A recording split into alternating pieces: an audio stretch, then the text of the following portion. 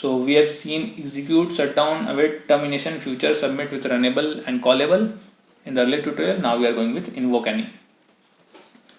So in invoke any, I need to clear this. So invoke any, what it does, it invokes all the callables and returns the data from any of the callable.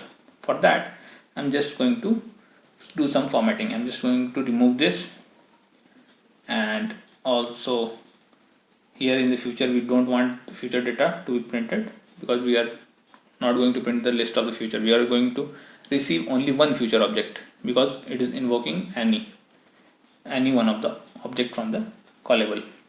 So let's first add some callable objects. So we have our callable object as service. So I'm just going to add let's add some 5 objects. So in all the 5 objects I am explicitly adding their number. These are the callable objects and the type will be of callable. So I am providing here as callable. So in the future list I am providing all the callable objects, and these callable objects are just a replica of service, and after that I will invoke a method that is executor.invoke any. So I'm just typing ES for executor service and invoke any. Inside this I am going to provide all the collection of callable, that is future list, which we have created, list of callable. So invoke any will invoke any of the above 5 callable objects and will give us the data of any one of them. So all threads will run, but the data will be received for any one of the objects. So as you can see, only invoke one thread and it will have the data of one thread only. Besides, all thread will run. So it's not that one thread will run, all the thread will run, but the data will be received for one thread only. So we are going to receive a future object and only one future object is coming. So that's why I'm just commenting out all the for loops, because we are going to get only one future object. I am going to simply provide this data. See, as you can see, future object will not be there, but the return type of callable object will be there.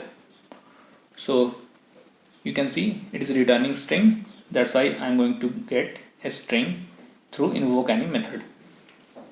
That is a return type of callable, and I am going to print this str, that is a string which we are getting after await termination. So let's print here.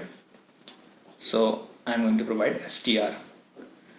So what it does, so it has a method which invokes any and takes the list of callable objects, and as you can see, all the threads executed, as I was saying, not the single but all threads executed, but the data received only from a single thread, and it is not a fixed thread. After some time you can see that some other thread, see, thread 1 is coming this time. Let me run few more times. See, thread 2 coming this time. So thread which will come is not a fixed thread. So any thread can come, but a single thread will only be there to provide the data from callable. So as you can see, it return only one data from the future. So this was about invoke any method, and it can be any of the collection which we have provided of the callable. So in our case, it's a list of data for callable. So in this way we have seen the method invoke any. So in next tutorial we will see the invoke all, which will get the data of all the future objects return. So this was about the invoke any method. So it returns one single data from the list of callable objects. Thank you all.